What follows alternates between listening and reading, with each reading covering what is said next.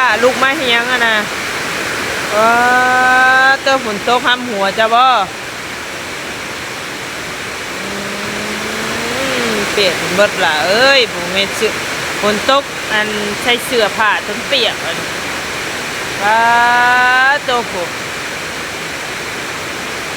อยู่ไซแหละหัวอยู่ไซแหละไปพาแม่ไปเบิ่งรู้โอ้โอ้หัวอยู่นี่เองโอ้ยน้ำฝนปุกนางจิกเนาะพี่น้องเอ้ยก็เราจังตื่นโอ้ย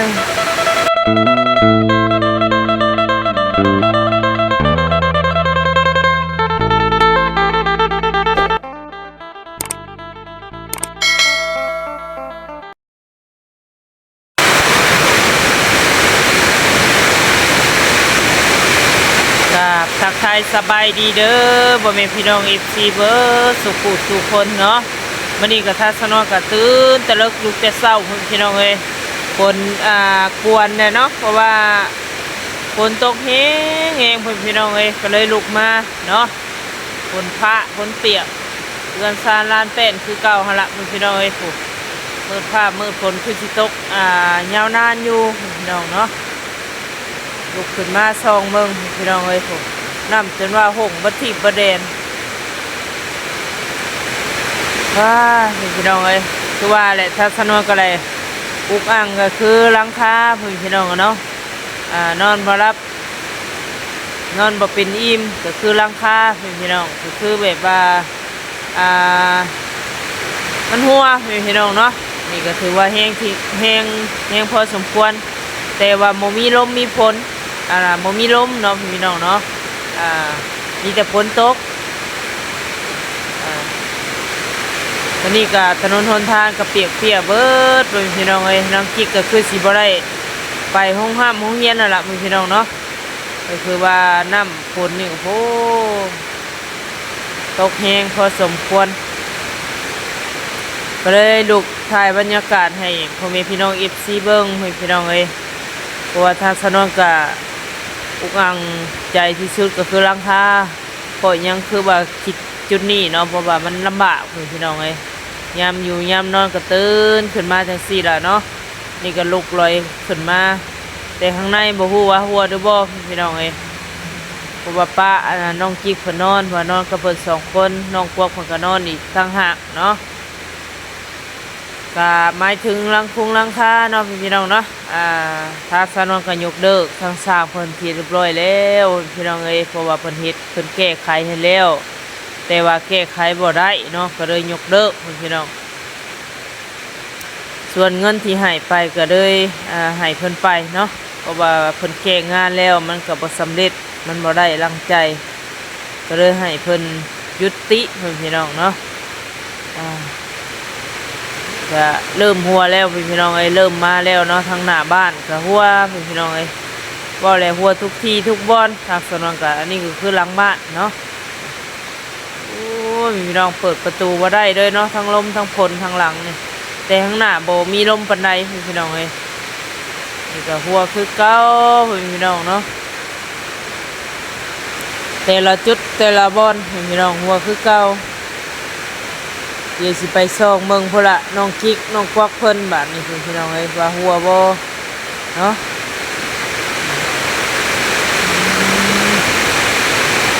นี่อากาศฝนฟ้าอากาศนี่พี่น้องเอ้ยเนาะ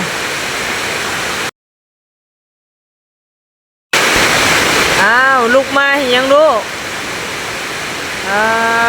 ผู้ฝนตกใส่หัวบ่ผู้เสื้อแพร่เปียกเบิดอันนี้ตุ๊กไปพาแม่เข้าไปเบิ่งอยู่บนหัวจุดใดเสื้อแพร่มันก็เปียกพี่น้องเอ้ยเนาะไปพาแม่เข้าไปเบิ่งดูมันหัวอยู่ไส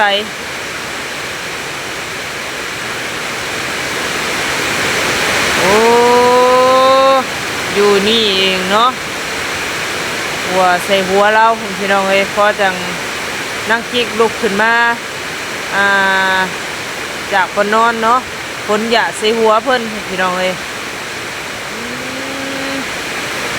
ถ้าสนวนก็สิได้เอาผ้า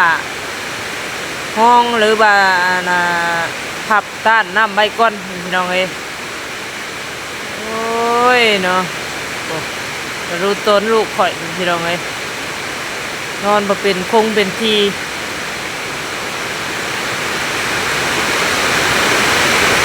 เปียกอีกแล้วนี่ในมอนกระเปียกอันนี้ที่นอนกระเปียกอันนี้พวกซึ่งหัวเราเลยพี่น้องเอ้ยแต่พอนอนบ่รับลุกขึ้นมาเสือแล้วก็จนมาเปียกถ้าสนวนก็เสียผ้าห้องไว้ก่อนเนาะ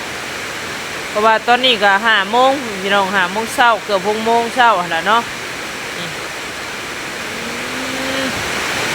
นี่แหละแต่ละเทือแต่ละบอลพี่น้องเอ้ยชวนบอลนอนนี่ก็ตั้งแต่สร้างเพิ่นยังบ่มาแก้นะก็สิประมาณอยู่2-3 จุดเนาะพี่น้องเนาะแต่ว่าทั้งลมทั้งฝนนี่ก็สิมาคือเก่าเนาะเห็นคือเก่าอันนี้บ่มีลมพี่น้องเอ้ยก็สิหัวจุดหนึ่งนำบ่อนนอนเนาะห้องให้ทางน้องกิ๊กเพิ่นนอนต่อก่อนพี่น้องเอ้ยเนาะก็รู้ตนลูกนอนบ่เป็นรับเป็นตื่นพี่น้องเอ้ยนำผลกวนคือสิไล่เด้อล่ะเนาะสัวข้าวพี่น้องเอ้ยปกติคือสิเอาผ้าห้องจังซี่ล่ะสัวข้าวพี่น้องเอ้ยเนาะสิลงมาจากหลังคาพุ่นละทรายนี่ก็คือทางสร้างเพิ่นก็แก้ให้แล้วพี่น้องเอ้ยก็ยังหัวคือเก่า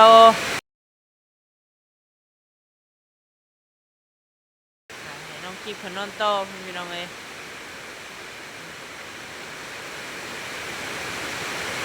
ตกมาฝนหยาดใส่หัวเนาะตื่นน้ำฝนนั่นแหละเพราะว่ามันก็เย็นพี่น้องเอ้ยให้เป็นนอนต่อพี่น้องถ้าสนุกก็สิไปเลาะเบิ้งบาดนี่เนาะอยู่ข้างนอกพอละนอนต่อให้เป็นนอนต่อว่าตื่นน้ำฝนแล้วก็ลุกขึ้นมาก็เลยมาเบิ้งในเพื่อนนั่งโมงอยู่พี่น้องเอ้ยเสื้อผ้าเพเพิ่นก็เปียกเนาะสนวนก็สิออกไปเบิ้งข้างนอกบ้านนี้เนาะรีวิวให้เบิ้งพี่น้องเอ้ยแต่ละจุดแต่ละบอนเฉพาะบ่มีลมมีแต่ฝนเนาะปิดยังไงพี่น้องเอ้ยสถานที่บ้านช่องสนวน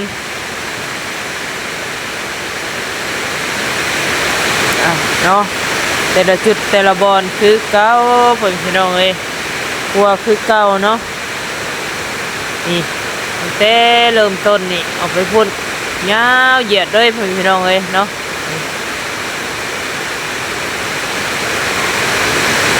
กระสีหยาดลงปั๊บมาละพี่น้องเอ้ยแต่ละที่แต่ละบอนเนาะ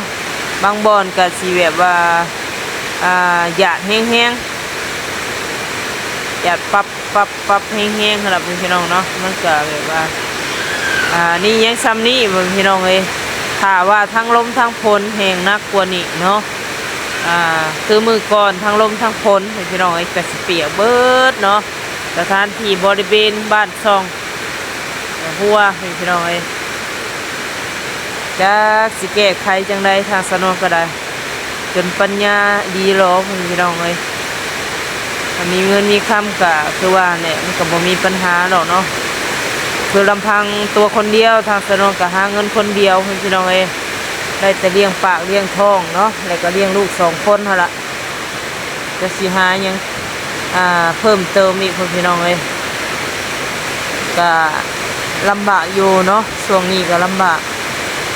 ก็คือหลายคนเนาะอีซีก็อาจจะฮู้ว่าช่วงนี้ทางสนองก็หยุดย้อนพี่น้องเลยบ่ได้คอยไปทำคลิปปานใดเนาะเพราะยังคือว่าเป็นแบบนั้นเพราะว่าเฮาบ่ฮู้ที่ไปพี่น้องเลยเนาะเบิดที่ไปแล้วพี่น้องเอ้ยนี่ก็หัวเนาะหรือว่าหัวแห้งพี่น้องเอ้ยเนาะก็ลงมาแต่พุ่นละลังคาพุ่นละเนาะคือเก่าคือเดิมแต่ก็สีย่างจอบเบิ่งทางน้องควักบาทนี่พี่น้องเอ้ยหัวบ่นอนน้องควักเนาะพี่น้องเอ้ยหัวคือเก่าเนาะ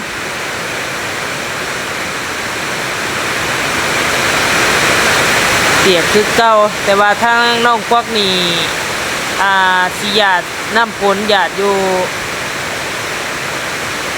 ทางตีนพี่น้องเอ้ยเนาะทางขุดดินพนอนหั่นล่ะก็ถ้าชนวนก็สิหาผ้าเนาะมาห้องคือกันให้ทางน้องกวักเพิ่นเนาะเพิ่นก็ยังบ่ได้ตื่นนอนพี่น้องเอ้ยเพราะว่าน้ำฝนบ่ได้หยาดใส่หัวคือน้องกิ๊กเพิ่นเนาะก็สิหยาดแบบริมๆลำๆหั่นล่ะริมมุ้งอันนี้ก็หัวเบิดทุกหม่องทุกบ้านพี่น้องเอ้ยนะถ้าชนวนก็บ่อยากจะบรรยายเนาะนี่ก็รถรางของน้องกวักเนาะเพิ่นยันถึงน้ำฝนพี่น้องเอ้ยรักษาอย่างดีเนาะบ่ได้ให้แม่บอกแม่เว้าเพิ่นก็เอาขึ้นเฮือนขึ้นมาทั้งเฮือนก็หัวคือเก่าแต่ว่าก็ยังพอหลบฝนได้พี่น้องเอ้ยแต่ว่าอยู่ในข้างหน้าบ้านก็ถึงน้ำฝนเนาะเพราะว่ารถไฟฟ้านี่บ่อยากให้ถึงน้ำฝนพี่น้องเอ้ยเพราะว่าย่านมันช็อตหรือว่าย่านมันบ่สามารถขี่ได้ใช้งานได้ขนาดเนาะอันนี้ก็เป็นทางเอ่ยใจดีเพิ่นพี่น้องเอ้ยสาธุสาการเนาะทางสนองกับบ่ได้ลืมบุญลืมคุณเพิ่นที่ว่าซอยน้องกวักเพิ่นหั่นล่ะพี่น้องเอ้ยจังใดก็ทางสนองก็สิเอาผ้ามาปิดให้น้องกวักเพิ่นก่อนพี่น้องเอ้ยเนาะนี่พอเพิ่นนอนได้เนาะ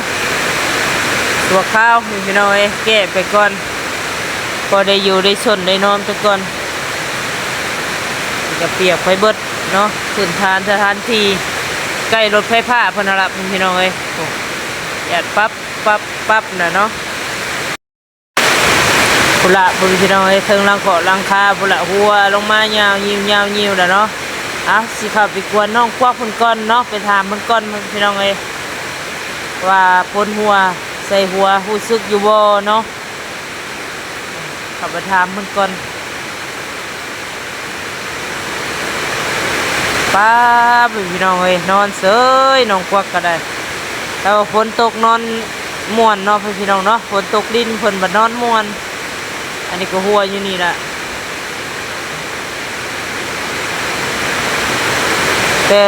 ละหม่องแต่ละบอนพี่น้องเอ้ยเบิดทั่วที่ทั่วแดนเนาะบริเวณเฮือนซานของชาวนวลว้ายพี่น้องเอ้ยน้องกวักเพิ่นเหลื่อมตาเนาะเพราะว่าทางชาวนวลก็เปิดแสงโทรศัพท์พี่น้องเอ้ยเพิ่นเหลื่อมตาอย่าลงมาเนาะข้างมานอนน้องกวักพี่น้องเอ้ยนี่ก็ได้ข้างมานอนจังไดถ้าสนวนก็สิเบิ่งพี่น้องเอ้ยเนาะเพราะว่าตกร้อนนานพี่น้องเอ้ยเนาะตกแค่ตกว่าตั้งแต่5 โมงเช้าเนาะจนฮอด7 โมงเช้าพี่น้องเอ้ยยังมั่งบ่หยุดบ่หย่อนถือว่าฝนตกแรงพอสมควรเนาะพี่น้องเอ้ยนี่ก็ไม้เซอร่าพี่น้องเนาะไม้เซอร่าถ้าสนวนซื้อมาพี่น้องเอ้ยก็ยังบ่ได้เฮ็ดได้หยังเนาะกับพ่นผ้าพ่นหยังนั่นแหละพี่น้องเอ้ยถ้าสนวนก็สิย่างเบิ่งบริเวณสถานที่เฮือนซ่านเนาะเพราะว่าน้ำกับฟ้าพี่น้องเอ้ยหงหมดที่เบิดแดนบ่เป็นตาอยู่ตากินพี่น้องเอ้ยที่โททางบ้านทาสนวนเนาะต้นกล้วยก็สิล่มแล้วพี่น้องเอ้ยโอ้เนาะดินเถียนอยู่พี่น้องกับมื้อนี้ก็คือสีบ่ได้เมื่อส่งนางกิ๊กแล้วพี่น้องเอ้ยแต่ทาสนวนก็คือสีบ่ได้ไปทางใดเนาะฝนตกแห้งพอสมควรตั้งแต่5 โมงก็คือว่าแหละจนฮอด7 โมงก็ยังบ่หยุดบ่หย่อนพี่น้องเอ้ยว้าโพดโพตกแค่ตกบ่าเนาะเอาเสาไห้เสาหน้าก็คือสิได้น้ำลงให้ลงหน้าพี่น้องเอ้ยตกกะตกบุ้งเนาะช่วงฤดูกาลลำไห้ลำหน้าพี่น้องอันนี้ก็ทางหน้าบ้านเนาะก็ยังดีว่าได้เทพืชพี่น้องเอ้ยแล้วก็ดินมาใส่เนาะแต่ท่านที่ก็อยากสูงเน่เนาะก็พอสมควรอยู่พี่น้องเอ้ยก็ขึ้นมาใกล้ทางเน่เนาะยังมืดมัวพี่น้องเอ้ยยังบ่หยุดบ่หย่อนเนาะยังมืดอยู่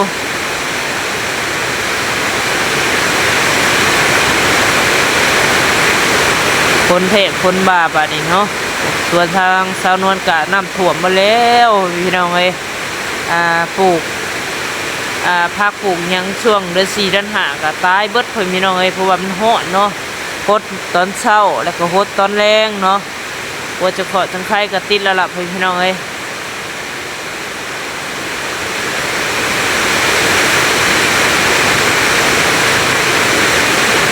ก็ยังดีเนาะทางอ้ายเพิ่นเพบิดสายค่าเพิ่นพี่น้องเอ้ยเนาะ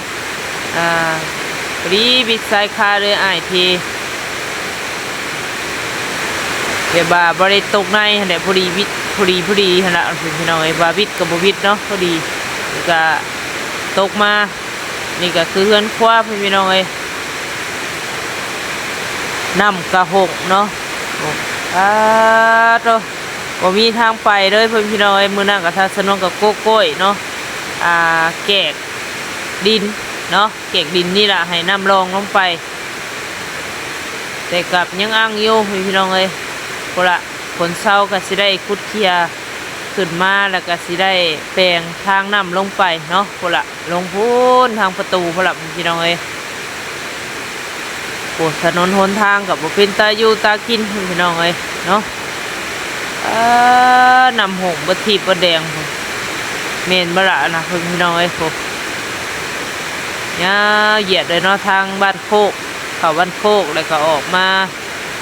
ออกไปทางเซโนพี่น้องเนาะเพราะว่าทางสนองกับทางผ่านแต่ละคู่แต่ละคนเนาะพี่น้องเนาะก็ผ่านบ้านสนวนพละออกเซโนพี่น้องเลยฮอดฤดูกาลย่ำฝนแล้วก็โอ้ยขี่ห่อเที่ยวขี่ห่อไปพี่น้องเลยถนนหนทางกับเปื้อนแห้งเนาะแต่ก็ยังดีในบ้านเพิ่นก็ได้เฮ็ดถนนหนทางออกมาเกือบครึ่งนึงแล้วพี่น้องเอ้ยแต่ทำเพิ่นก็เก็บเงิน2เทื่อเนาะก็ได้สำนักพี่น้องเอ้ยก็สิประมาณนี้แหละพี่น้องเอ้ยเนาะก็ถ้าบ่ได้ยินเสียงสนวนชัดเจนเนาะบ่ผิดบ่ถูกขอโทษขออภัยเด้อพี่น้องเอ้ยจังใดก็คลิปนี้ก็ถ้าสนวนก็สิได้ขอจบคลิปก่อนพี่น้องเอ้ยพบกันคลิปหน้าเนาะอย่าลืมกดไลค์กดแชร์แล้วกดติดตามให้ทางสนวนเด้อเนาะสำหรับคลิปนี้ไปแล้วพี่น้องขอกล่าวคำว่าสบายดี